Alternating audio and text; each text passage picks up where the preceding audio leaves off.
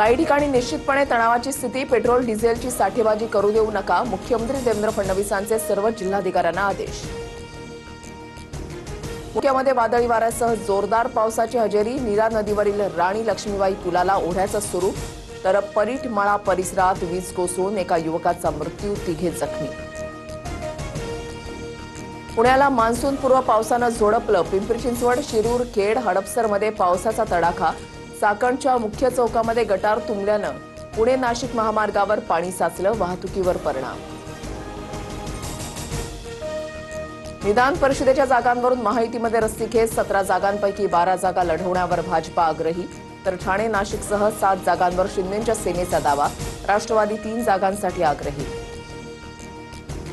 विधान परिषदेच्या 7 जागांवर शिंदेची शिवसेना ठाम, तडजोड नाही. शिवसेनेनं आधीच भाजपसमोर 7 जागांचा प्रस्ताव ठेवला होता, मात्र भाजपनं शिंदेच्या शिवसेनेला 3-4 जागा दिल्या, सूत्रांची माहिती.